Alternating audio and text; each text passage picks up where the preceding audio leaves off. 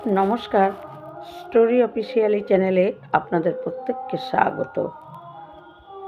আমি কয়েকদিন ভিডিও করতে পারিনি বিশেষ কারণে। আজকে আমি একটা ছোট্ট ভিডিও করছি। আজকে আমি যে ভিডিওটি করব, আসলে ভগবানের স্বভাব কেমন, ভগবানের স্বভাব কেমন সেটাই আজকে ভিডিওতে বলবো। আসলে আমাদের বাস্তবে আমরা মানুষেরা আমাদের কাছে পবিত্র অপবিত্র, ভগবানের মন্দিরে স্নান করে ঢোকা, আমরা কতই না পবিত্র অপবিত্র নিয়ে ভাবনা চিন্তা করতে থাকি। এবং ভগবানের দৃষ্টিতে পবিত্র অপবিত্র ভগবান দেখে না। ভগবান দেখে কার ভেতরে কতটা ভাব, কতটা প্রেম ভগবানের প্রতি, এবং কতটা আকুলতা ভগবানের প্রতি, কতটা নিজেকে সমর্পণ করতে পেরেছে ভগবানের প্রতি। ভগবান সেটাই দেখে। কিন্তু আমরাই বিচার করতে থাকি যে ভগবানের মন্দিরে পুজো দেওয়ার যোগ্য, এ অযোগ্য, এ পবিত্র না, এ অশুচি। নানা রকমভাবে আমাদের চিন্তা ভাবনার মধ্যে আমরা বিচার করতে থাকি। কিন্তু ভগবান, তার স্বভাব কেমন, আজকের ভিডিওতে আমি সেটাই বলবো। আগেকার দিনে বৈষ্ণবেরা দল বেঁধে গ্রামকে গ্রাম তারা ভগবানের নাম করতে করতে তারা গ্রামকে গ্রাম ঘুরে বেড়াতো, এবং তাদের থলিতে থাকতো গোপালের মূর্তি বা শ্যামসুন্দর। তারা যেখানে বিশ্রাম নিত দুপুরবেলা, এবং সেখানেই তারা থলির থেকে ঠাকুরকে বসিয়ে এবং তাকে সেবা দিত এবং সেই প্রসাদ গ্রহণ করে। আর রাতে কোনো একটা জায়গা দেখে তারা রাতটা কাটিয়ে নেয়। কিন্তু ব্রহ্ম মুহূর্তের থেকেই তারা আবার সেই নাম হরিনাম করতে করতে গ্রামকে গ্রাম হেঁটে তারা ঘুরে বেড়ায়। এই রকম করেই একদল বৈষ্ণব তারা থলিতে ভগবানকে নিয়ে, তাদের ইষ্টকে, দেবতাকে নিয়ে তারা হরিনাম করতে করতে গ্রামকে গ্রাম ঘুরে বেড়াচ্ছে।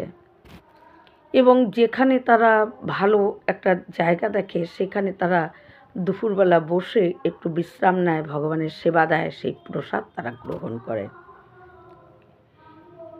এই রকম করে ঘুরতে ঘুরতে গ্রামকে গ্রাম ঘুরতে ঘুরতে তারা একদিন দেখে একটা সুন্দর বাগান এবং বিরাট এক আম গাছ।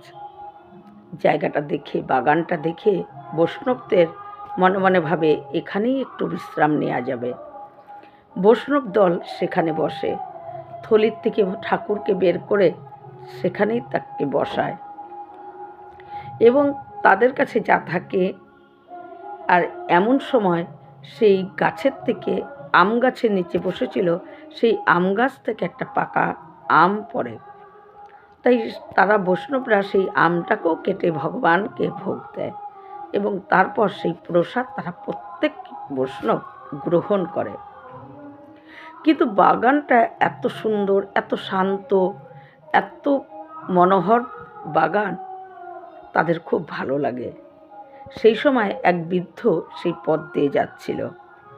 তখন বৈষ্ণবদের মধ্যে যে প্রধান, সে জিজ্ঞাসা করে সেই বৃদ্ধকে যে এই বাগানটা কার, এত সুন্দর বাগান।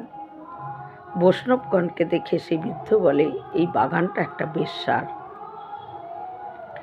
অমনি এই কথা শোনা মাত্র সমস্ত বৈষ্ণবেরা তারা রাম রাম করে ওঠে। এ কী করলাম, একটা বেশ্যার আম গাছের ছায়াতে আমরা গ্রহণ করলাম, আর সেই আম গাছ থেকে একটা আম পড়েছিল, সেটা ভগবানকে দিয়ে আমরা প্রসাদ খেলাম। আমাদের সব কিছু চলে গেল, অনেক বড় পাপ হয়ে গেল। আজকে একটা বেশ্যার বাগানে আমরা আশ্রয় গ্রহণ করেছি। কিন্তু সেই বেশ্যা তার বিরাট যে ঘর, সেই ঘরের থেকে সেই জানলা দিয়ে দেখছিল বৈষ্ণবদের আসা। সে দেখে মনে মনে ভাবে, এই হলো সুযোগ।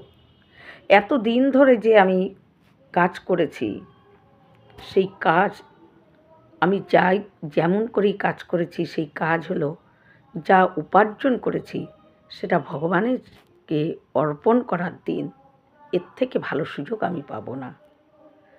সেই বেশ্যা কী করে, ওই বৈষ্ণবদেরকে দেখে সে খুব খুশি হয়ে যায়। কিন্তু তাদের কাছে, তারা যতক্ষণ পুজো দিচ্ছিল তাদের কাছে সে যায়নি। তারপর কী করে, তার ওই বেশ্যার কাছে সমস্ত রাজা এবং বড় বড় লোকরা আসতো। তাকে উপহার হিসাবে অনেক ধন রত্ন, সোনা, মোহর এবং হিরে, এগুলো সমস্ত মূল্যবান জিনিস দিত। খুশি হয়ে সে সমস্ত কিছু একসঙ্গে একটা থালের মধ্যে রেখে গুটি গুটি পায়ে আস্তে আস্তে মনে সংকোচ নিয়ে, যে বৈষ্ণবেরা আমার ছোঁয়া গ্রহণ করবে কি না সেই নিয়ে সে তাদের কাছে যায়। বৈষ্ণব প্রধানকে দূর থেকেই দাঁড়িয়ে বলে যে, আমি আমার সারা জীবনের উপার্জন আমি আপনাদেরকে দিতে চাই, আর আপনারা এটা দিয়ে সেবা কাজ করবেন। কিন্তু বৈষ্ণবেরা বলে যে, আমরা এটা ছুঁতেও পারবো না। তুমি যে কাজ করে এই উপার্জন করেছো, এটা আমরা ছুঁতেও পারবো না, তুমি এটা নিয়ে যাও। কিন্তু বেশ্যা বারবার তাদেরকে বলার পরও তারা কিছুতেই স্বীকার করে না, নিতে চায় না। কিন্তু যেহেতু তাদের ওই তাদেরই বাগানে, বেশ্যার বাগানে যেহেতু তারা ছায়াটা গ্রহণ করছে, সেটা ফেরত দেবে কী করে? তাই বলে যে, ঠিক আছে, আমরা এটা ছোঁবো না, তুমি এই থালাটা নিয়ে নাও, নিয়ে তুমি যে কোনো স্বর্ণকারের কাছে গিয়ে রঙ্গনাথ প্রভুর মাথার মুকুট তৈরি করে দাও, আর মুকুটটা হয়ে গেলে তুমি নিয়ে যাবে, তোমার কাছ থেকে পূজারি নিয়ে রঙ্গনাথ প্রভুর মাথায় পরিয়ে দেবে। বেশ্যা তো খুব খুশি হয়ে যায়, সারা জীবনের আমার রোজগার আজকে ভগবানের কাছে লাগছে। এর থেকে সে প্রচণ্ড খুশি হয় এবং সেই থালা নিয়ে স্বর্ণকারের কাছে যায়। রঙ্গনাথ প্রভুর জন্য সুন্দর একটা হিরে সব কিছু দিয়ে সুন্দর একটা মুকুট তৈরি করতে বলে এবং স্বর্ণকার সেই মুকুট তৈরি করার জন্য রাজি হয়। যখন মুকুট হয়ে যায় তখন ওই বেশ্যা মুকুটটাকে একটা সোনার থালার মধ্যে নিয়ে লাল কাপড়ে মুকুটটিকে ঢেকে গুটি গুটি পায়ে তাদের, সে যেখানে থাকতো তার থেকে রঙ্গনাথ প্রভুর মন্দির অনেকটা দূর, কিন্তু হাতে থালা নিয়ে সমস্ত ভগবান আজকে তার উপার্জন, তার অর্থ উপার্জন করেছিল সেটা ভগবানকে দিচ্ছে, ভগবান গ্রহণ করবে, এই আনন্দ মনে সে যখন থালার করে মুকুটটি নিয়ে যায় রঙ্গনাথ প্রভুর উদ্দেশ্যে। কিন্তু মন্দিরের সামনে আসা পরই তার মাসিক ধর্ম যেটা, সেটা হয়ে যায়। সে তখন মনে মনে ভাবে যে, আমি তো অপবিত্র হয়ে গেলাম, আমি তো মন্দিরে ঢুকতে পারবো না।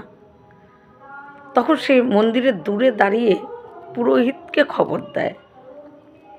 পুরোহিত তার হাত থেকে ওই সোনার থালা শুদ্ধ মুকুটটি নিয়ে যায়, পুরোহিতকে সব বলে। তা পুরোহিত ভাবে, এ তো অশুদ্ধ, এ তো মন্দিরে ঢোকার উপযুক্ত নেই, একে তো বেশ্যা, তাতে আবার এই রজস্বলা সময়, তাই তার তো এখন কোনো মতেই মন্দিরে ঢুকলে মন্দিরই অপবিত্র হয়ে যাবে। পূজারী তার হাত থেকে থালাটা নেয়, মুকুটটা নিয়ে রঙ্গনাথ প্রভুকে পরানোর চেষ্টা করে, কিন্তু 1 ঘন্টা ধরে পূজারী ওই রঙ্গনাথ প্রভুর মাথায় মুকুটটা পরাতে যায়। প্রভু কোনো সময় রঙ্গনাথ প্রভু এতটাই উঁচু হয়ে যায় সে হাতই পায় না, আবার কোনো সময় এতটাই নিচু হয়ে যায় সে যেই উঁচুতে দাঁড়িয়ে পড়াতে যায় অমনি প্রভু নিচু হয়ে যায়। এই করতে করতে অনেকটা সময় চলে যায়। এই দৃশ্য দেখে পূজারী এবং বৈষ্ণব প্রধান সবাই অবাক হয়ে যায়। এ কি, প্রভু কি চায়? তাহলে কি এই মোটটু অশুদ্ধ? যেহেতু একজন বেশ্যা, তার মধ্যে তার রজস্বলা অবস্থা, তার মানে কি প্রভু পড়তে চাচ্ছে না, না প্রভু কি চায়? রঙ্গনাথ প্রভু তিনি আর স্থির থাকতে পারেননি। তিনি তখন বলেন, রঙ্গনাথ প্রভু, যে এই মুকুট যে বানিয়েছে আমি তার হাতেই পড়তে চাই। তখন পূজারীরা আর কি করবে? যে নাকি স্বয়ং পড়বে, ভগবান যার ইষ্ট, সেই যদি তার হাতে পড়তে চায় তাদের তো করার কিছু নেই। এদিকে বেশ্যা দূরের থেকে, মন্দিরে ঢুকেনি, দূরের থেকে সে দাঁড়িয়েছিল যে মুকুটটা পরানো হলে সে খবরটা নিয়ে তারপর যাবে। তখন পূজারী হাতে করে সেই মুকুটটি নিয়ে আবার সেইখানে আসে। সেই বেশ্যা সেটা দেখে ভাবে, এ কী হলো? একে তো আমি যে কাজ করি অপবিত্র, আমি তার মধ্যে আমার শরীরেও রজস্বলা ধর্ম, সেটাও এখনই হয়ে গেল। তাহলে হয়তো আমার এই সারা জীবনের যে রোজগার সেটা প্রভু গ্রহণ করবে না। কিন্তু পূজারী এসে বলে যে কিছুতেই এই মুকুট পরানো যাচ্ছে না, প্রভুর আদেশ, তুমি তার মাথায় মুকুট পরিয়ে দাও, এটা প্রভুরই আদেশ। ওই বেশ্যা তার চোখ দিয়ে অঝরে জল পড়ে যে আমি তো অপবিত্র, আমার রজস্বলা অবস্থায় আমি আছি। বলে, যে পড়তে চাচ্ছে সেই যদি তোমার হাতে পড়তে চায় তাহলে আর আমাদের কি করা আছে? সে থালাটা নিয়ে, মুকুটের থালা নিয়ে আস্তে আস্তে ধীরে ধীরে মন্দিরে প্রবেশ করে এবং একদম রঙ্গনাথ প্রভুর সামনে গিয়ে দাঁড়ায়। রঙ্গনাথ প্রভু মাথা নিচু করে দেয় তাকে মুকুটটা পরানোর জন্য। রঙ্গনাথ প্রভুর যখন মাথা নিচু করে দেয় ওই বেশ্যা, তখন তার মাথায় মুকুট পরিয়ে দেয়। পরিয়ে দিয়ে প্রণাম করে যখন সে মন্দিরের এক কোণায় দাঁড়িয়ে থাকে, তখন যে পূজারী সে খুব রাগ হয়ে যায়। প্রভু, এটা তোমার অন্যায়। এত দিন ধরে বেদ পাঠ করেছি, এত দিন ধরে স্নান করে শুদ্ধ বসন পরে তোমার পূজার জন্য আমরা এসেছি, আজকে তুমি এটা কি করলে? তোমার এটাই কি আমরা বেদ পড়ে এই শিক্ষা পেয়েছি? আমি আর পুজোই করব না। পূজারী রাগ হয়ে যায়। কিন্তু তখন রঙ্গনাথ প্রভু পূজারীকে বলে যে তোমরা খালি বাইরেটা দেখছো, এ এত দিন ধরে সমস্ত কষ্ট করে যে রোজগার করেছে, সমস্ত কিছু, সব কিছু রোজগার আমাকে আজকে নিবেদন করেছে। এর ভিতরের, মনের ভিতরে যে প্রায়শ্চিত্ত, যে কেন আমি এতদিন ধরে এই কাজ করলাম, এই প্রায়শ্চিত্তটা তোমরা দেখতে পাচ্ছ না। তোমরা তার বাইরের অশুদ্ধতা নিয়েই তোমরা পড়ে আছো। এর ভিতরের যে ভাবটা, সেই ভাব, আমার প্রতি যে সমাপন, সেটা তোমরা দেখতে পাচ্ছ না। তাই আমি তার হাতেই মুকুটটা পরতে চাই, যে নাকি সারাটা জীবন ধরে সমস্ত রোজগার আমাকে নিবেদন করছে, তার সমস্ত কাজের জন্য সে প্রায়শ্চিত্ত করছে। তাই তার এই জিনিস, এই প্রেম, এই সমাপন ভগবান আমার প্রতি, আমি সেটাকেই গ্রহণ করলাম। তখন ওই মন্দিরের কোণাতেই সেই বেশ্যা দাঁড়িয়েছিল এবং রঙ্গনাথ প্রভুর মাথায় মুকুট পরিয়ে দিয়ে বেশ্যা কোণায় দাঁড়িয়েছিল।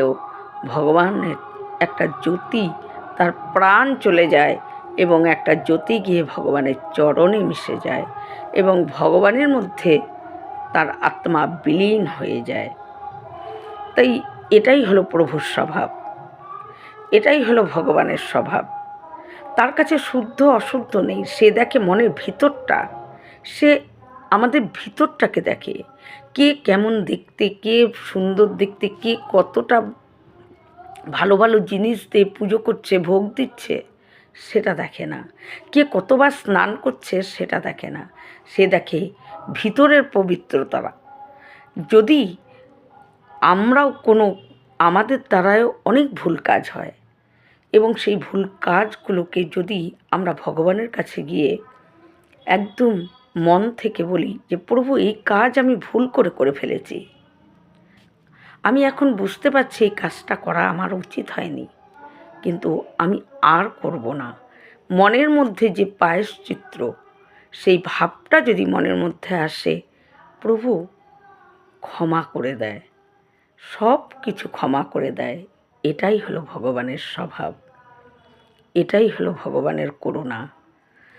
ভগবান বলে ভুল তো হতেই পারে, কিন্তু সেই ভুলটাকে যখন নিজে ধরতে পারবে, নিজের ভুল যখন নিজে ধরতে পারবে, তখন মনের মধ্যে একটা গ্লানি উঠে যে কেন আমি ভুলটা করলাম। এই কেন ভুলটা করলাম, এই গ্লানিটাই ভগবানের চরণে যদি ভগবানকে যদি বলা যায়, আর জীবনেও যদি সেই ভুলটা না করা যায়, সেটা প্রতিশ্রুতি দেওয়া যায়, ভগবান সাথে সাথে ক্ষমা করে দেয়, সাথে সাথে ক্ষমা করে দেয়। তার ওই ভুলের জন্য, তার খারাপ কাজের জন্য ভগবান তাকে ক্ষমা করে দেয়। ভগবান করুণাময়, তিনি পতিত পাবন, তার একটা নাম। রঙ্গনাথ প্রভু পুরোহিতকে বলেছিল যে তোমরা যদি আমাকে বলছো যে আমরা বেদ পড়েছি, স্নান করে মন্দিরে ঢুকি, আজকে প্রভু এটা আপনি ঠিক কাজ করলেন না, তাহলে আমাকে তোমরা পতিত পাবন বলে ডাকো কেন? আমার এক নাম পতিত পাবন।